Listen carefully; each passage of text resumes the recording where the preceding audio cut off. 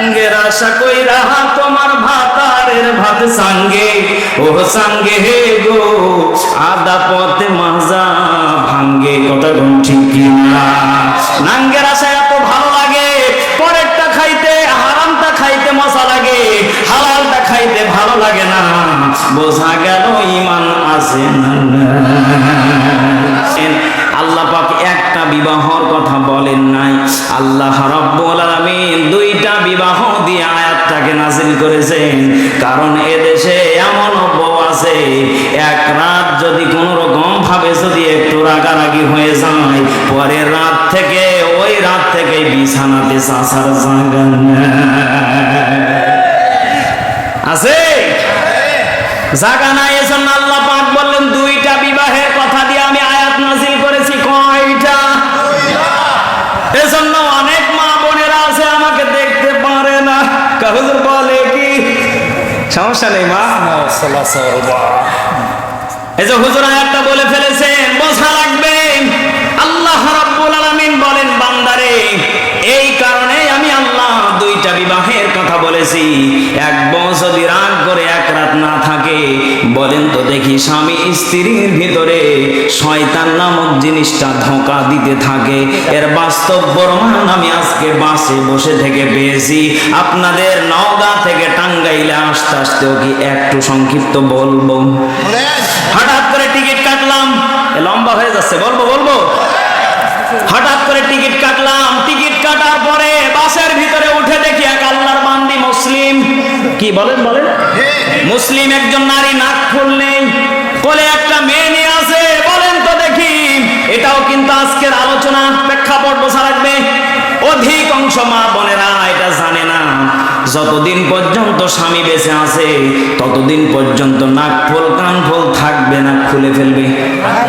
আর জোরে বলেন থাকবে না খুলে ফেলবে মহিলাটার দিকে লক্ষ্য করে দেখলাম কাঁধে একটা সর্বোচ্চ 1 বছর 1.5 বছর একটা মেয়ে হবে আর নাকে দেখি নাক ফুল নাই কোন সলিমউদ্দিন খেয়া ফেলাইছে না বিক্রি করেছে আল্লাহ জানে মেয়েটা চোখের পানিগুলি ফেলে দিয়ে হাওমা করে কান্না করতেছে মেয়ে বলতেছে আমি যাবো না মা ফোন করেছে মারে কয় কুত্তার বাচ্চা নাউজুবিল্লাহ জোরে কোন মারে কয় তুই যদি আমারে জিন্দা দেখতে চাস তাহলে আমারে ঢাকা পাঠাইস না যদি মরা লাশ দেখতে চাস তাহলে আমারে পাঠা ঢাকায় যে আমি মরে যাব তুই আমারে খুঁজে পাবি না এই মেয়েটা হাওমাও করে কান্না করতেছে বাস্তব ঘটনা আল্লাহি আল্লাহর কসম দিয়া বলি মেয়েটার সাথে একটা ছেলে ছিলেন আমি তাকে জিজ্ঞাসা করলাম ভাই কি ব্যাপার এই মেয়েটা কেন এইভাবে কান্না করে ওনার কি বিবাহ হয়েছে কয় হ্যাঁ হুজুর বিবাহ হয়েছে বিবাহ হওয়ার পরে কি হয়েছে কয় স্বামী থাকে ঢাকাতে কোথায় আরো জোরে বলেন এই এলাকা তো এরকম ভাইরাস আছে না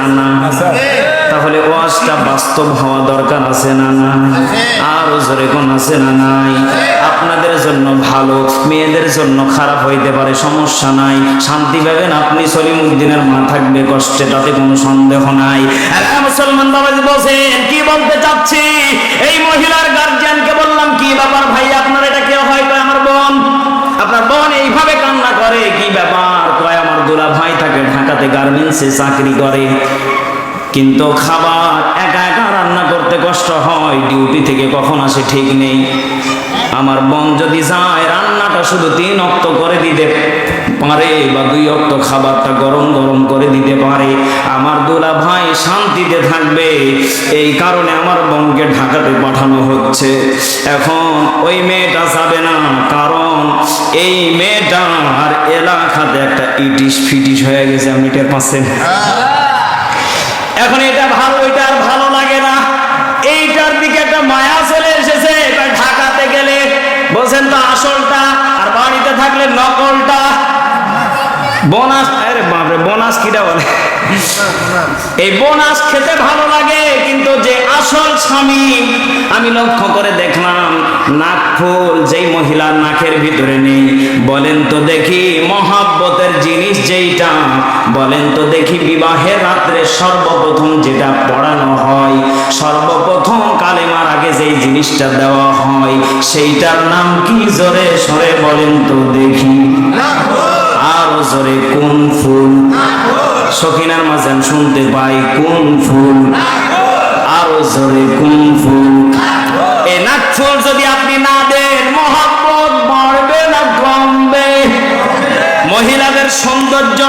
ফুল, বোঝা গেল ওই মহিলার ভিতরে ফুল নাই, যার কারণে ওর অন্তরে সমস্যা। কথা বলেন ঠিক কিনা? নাঙ্গের আশা কইরা তোমার কি জানো যাক, এই যে অবস্থা আমাদের এখন, বুঝতে তো পারতেছেন, গানও বের হয়ে গেছে, বাস্তবমুখী গান চলবে চলবে। ইমান যার ভিতরে নাই, তার ভিতরে ওই নাঙ্গের ভাব ভালো লাগবে কথা ঠিক কিনা? একদিন তোমার মসজিদে হবে না, একদিন তোমার মসজিদে হবে না। তৈরি থেকো, তৈরি রেখো, কবরে মার সামান। তৈরি থেকো, তৈরি রেখো, কবরে মার সামান। একদিন তোমার নাম মসজিদে হবে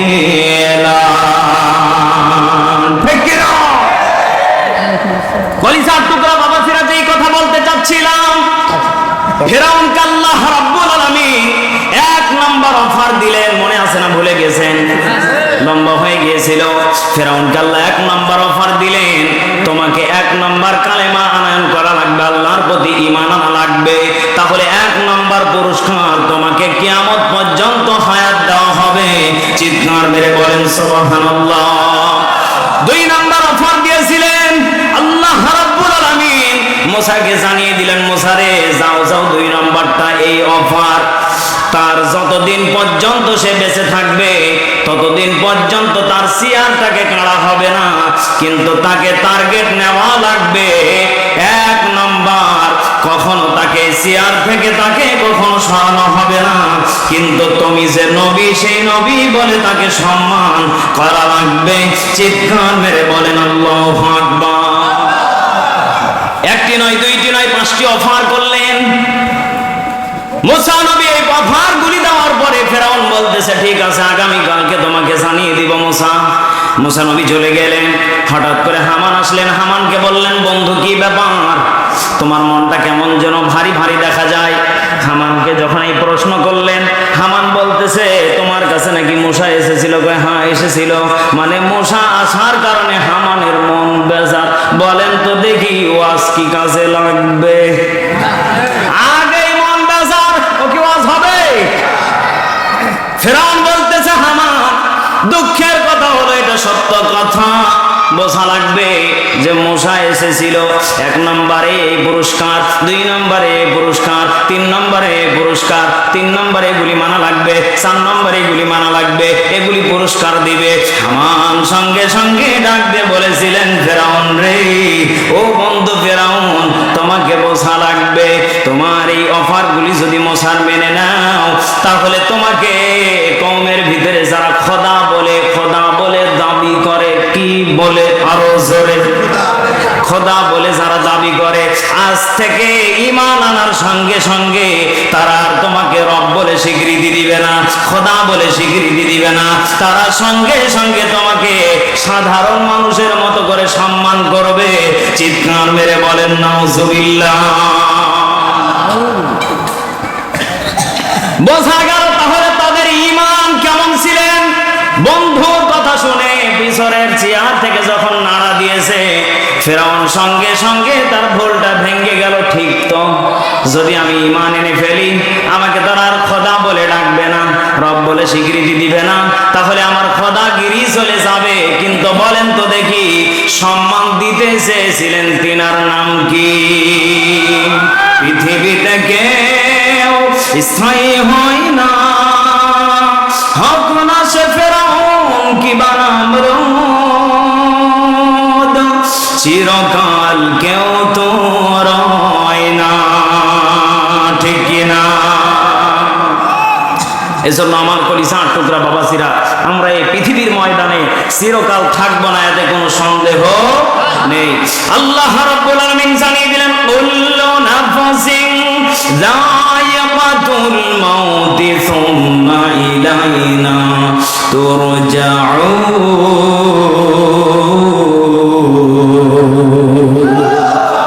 আল্লাহ রাব্বুল আলামিন জানিয়ে দিলেন, হে আমার বান্দা বান্দিরা, এই পৃথিবীর ময়দান থেকে তোমাদেরকে একদিন মরা লাগবেই, মাস্ট বি, এতে কোনো সন্দেহ নেই। কথা বলেন। আল্লাহ পাক রব্বুল আলামিন জানিয়ে দিলেন, বান্দারে মরা তো লাগবেই, মরণের পরে একটা জায়গা আছে, সে জায়গাতে যাওয়া লাগবে। সে জায়গার নাম কি? আরো জোরে বলেন, সে জায়গার নাম কি? আল্লাহ রাব্বুল আলামিন জানিয়ে দিলেন, সুম্মা ইলাইনা তুরজাউন।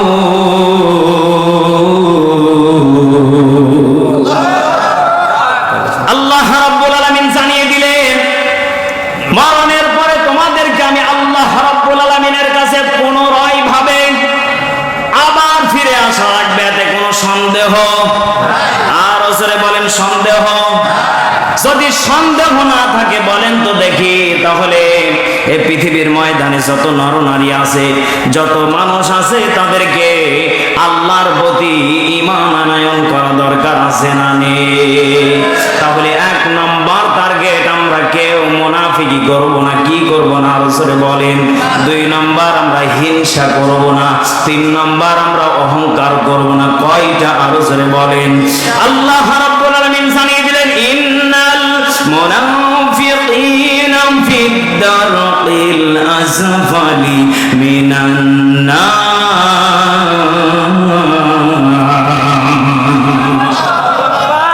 আল্লাহ রাব্বুল আলামিন জানিয়ে দিলেন, নিশ্চয় যারা মুনাফিক, মনে হয় টাঙ্গাইলে নেই, আছে? এই মুনাফিকের কারণে লূত নবীর স্ত্রীকে আল্লাহ জাহান্নামে দিয়েছেন, আপনারা জানেন? এখন বলবেন, নবীর স্ত্রীকে আল্লাহ জাহান্নামে দেন? ইউটিউবে আমার আলোচনা ছাড়া আছে, আপনারা শুনে নিতে পারেন, সমস্যা নেই। কারণ আজকে সময় সংকীর্ণ। কথা বলেন ঠিক কিনা? লূত নবীর স্ত্রীকে যদি আল্লাহ জাহান্নামে দিতে পারে, আপনি কত বড় সলিমুদ্দিন হয়েছেন। আপনি এই বাড়ির কথা ওই বাড়িতে লাগান। এটা বিশেষ করে চার দোকানে, হোস্টেলে হয়, আর মা বোনেরা বাড়ি বাড়িতে ডেলিভারি দেয়। এরকম মা বোন আছে না? এজন্য আমার কলিজার টুকরা বাবাসিরা, কার মেয়ে ধরা খেলো, কার মেয়ে পালিয়ে গেল, কার মেয়ে জেনা করলো, কার মেয়ে গুনাহ করলো, এটা আমার দেখার টাইম নেই। আমার ফ্যামিলি ঠিক আছে কিনা, আমার মেয়ে ঠিক আছে কিনা, আমার বউ ঠিক আছে কিনা, এগুলি যখন আপনি নিজেই স্যাক্রিফাই করবেন, আমার বিশ্বাস আপনার ফ্যামিলি যখন ঠিক হয়ে যাবে, আপনার গ্রাম ঠিক হয়ে যাবে। আপনার গ্রাম যখন ঠিক হয়ে যাবে, আপনার পার্শ্ববর্তী এলাকা ঠিক হয়ে যাবে। আপনার পার্শ্ববর্তী এলাকা যখন ঠিক হয়ে যাবে, আপনার থানা ঠিক হয়ে যাবে। আপনার থানা যখন ঠিক হয়ে যাবে, আপনার জেলা ঠিক হয়ে যাবে। আপনার জেলা যখন ঠিক হয়ে যাবে, আপনার বিভাগ ঠিক হয়ে যাবে।